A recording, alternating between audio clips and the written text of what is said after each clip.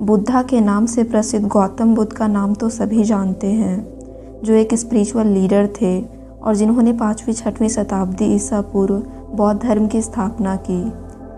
ज्ञान, करुणा, धैर्य और उदारता को सबसे बड़ा गुण मानने वाले बुद्ध अपने फॉलोअर्स को इन्हीं सद्गुणों को अपनाकर धर्म के मार्ग पर चलना सिखाते थे। एशिया का ज्योतिपुंज कहे जाने वाले इस महान आत्मा के जीवन से संबंधित कुछ इम्पॉर्टेंट फैक्ट्स को हम इस वीडियो में जानेंगे, तो वीडियो में अंत तक बने रहिएगा। फैक्ट नंबर 1, माना जाता है कि गौतम बुद्ध का जन्म 563 ईसा पूर्व नेपाल के लुम्बिनी फॉरेस्ट में साल पेड़ के नीचे एक बगीचे में हुआ था, जब उनकी माँ कपिलवस्तु से लुम्बिनी भ्रमण के लिए निकली थी। नंबर 2, उनके पिता सुधोधन शाक्य राज्य के राजा थे और माँ महामाया रानी। नंबर 3, राजा सुधोधन और रानी महामाया को शादी के 20 वर्षों तक कोई संतान नहीं हुई और जब गौतम बुद्ध जन्म लेने वाले थे तो उनकी माँ को एक पूर्णिमा की रात सपना आया कि एक सफ़ेद हाथी उनकी गर्भ में प्रवेश कर रहा है, जिसके बाद उन्हें गर्भ भी ठहरा। नंबर 4, गौतम बुद्ध की माँ उनके जन्म के 7वें दिन बाद ही चल बसी थी। नंबर 5, गौतम बुद्ध का वास्तविक नाम सिद्धार्थ गौतम था और संभावना है कि आप यह फैक्ट पहले से ही जानते होंगे। नंबर 6, जब सिद्धार्थ कुछ ही दिनों के थे तो एक ज्ञानी पुरुष द्वारा यह भविष्यवाणी की गई थी कि या तो बच्चा बड़ा होकर महान राजा बनेगा या फिर महान सन्यासी जो पूरे विश्व को प्रभावित करेगा।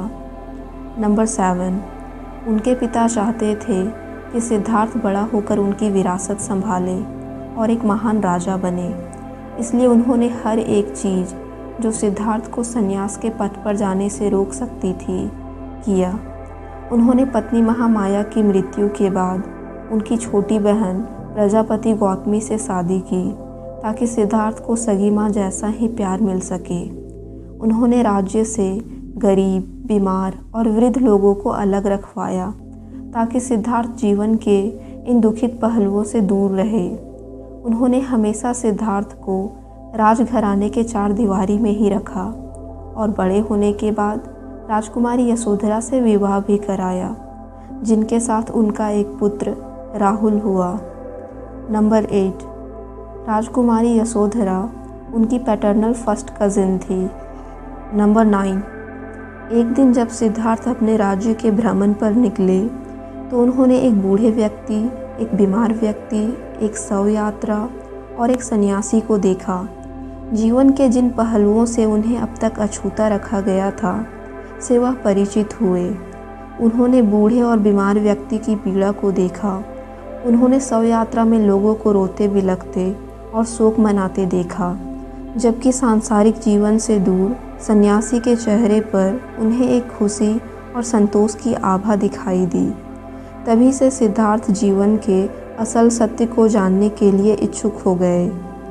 नंबर 10, 29 वर्ष की उम्र में सिद्धार्थ ने जीवन के सत्य और सफरिंग को समझने के लिए अपनी पत्नी और पुत्र समेत राज परिवार को छोड़ दिया।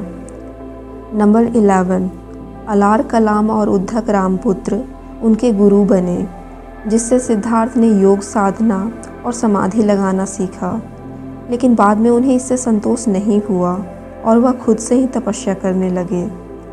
नंबर 12, 6 साल की घोर तपस्या के पश्चात 35 साल की उम्र में उन्हें बोध गया के निरंजना नदी के किनारे एक पीपल वृक्ष के नीचे वैशाख पूर्णिमा के दिन ज्ञान की प्राप्ति हुई। नंबर 13, इस सर्वोच्च ज्ञान को प्राप्त करने के बाद सिद्धार्थ बुद्ध कहलाए। बुद्ध यानी वह व्यक्ति जिसे सृष्टि का संपूर्ण बोध प्राप्त हो। नंबर 14, गौतम बुद्ध ने अपना प्रथम उपदेश सारनाथ में दिया था।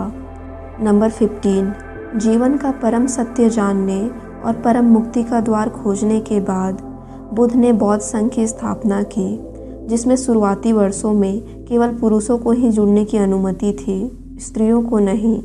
लेकिन कुछ वर्षों बाद जब गौतम बुद्ध की माँ प्रजापति गौतमी अपने राज्य की कुछ महिलाओं के साथ संघ में दीक्षा मांगने को गई, तो बुद्ध संघ में महिलाओं को भी शामिल करने के लिए राजी हो गए। नंबर 16, बौद्ध संघ से जुड़ने वाले सबसे कम उम्र के सन्यासी गौतम बुद्ध के पुत्र राहुल थे, जिसने केवल 7 वर्ष की उम्र में ही संन्यास का मार्ग अपनाया। नंबर 17, गौतम बुद्ध की अद्भुत आभा ने अंगुलीमाल जैसे लोगों का खून पीने वाले डाकू का भी हृदय परिवर्तन कर दिया था। नंबर 18, बुद्ध अपने उपदेश उस समय की प्रचलित लोक भाषा पाली में दिया करते थे। नंबर 19, 80 वर्ष की आयु तक बुद्ध अपने बौद्ध धर्म का प्रचार प्रसार और अपने फॉलोअर्स को परम मुक्ति का ज्ञान देते रहे और 483 ईसा पूर्व उसी नगर के एक साल वृक्ष के नीचे महापरिनिर्वाण को प्राप्त हो गए, ठीक वैसे ही जैसे 80 वर्ष पूर्व वह एक साल वृक्ष के नीचे पैदा हुए थे। नंबर 20, मृत्यु के पश्चात बुद्ध का अंत्येष्टि संस्कार बहुत ही सम्मानपूर्वक किया गया और ऐसा कहा जाता है कि मृत्यु के पश्चात बुद्ध के शरीर के अवशेषों को 8 भागों में बांटकर उन पर बाद में 8 स्तूपों का निर्माण मगध, वैशाली, कपिलवस्तु, अलकापा, रामग्राम, पावा, कुशीनगर और वेथापीड़ा में कराया गया। नंबर 21, बुद्ध अपने लिए तथागत शब्द का उपयोग करते थे। तथागत यानी वह जो जैसा आया था वैसा ही चला गया। नंबर 22, ऐतिहासिक ग्रंथों की माने तो गौतम बुद्ध भगवान विष्णु का 9वां अवतार थे। इस वीडियो में बस इतना ही। अगर आपको वीडियो अच्छा लगा हो तो आप इसे लाइक, शेयर एंड चैनल को सब्सक्राइब कर सकते हैं। Thank you.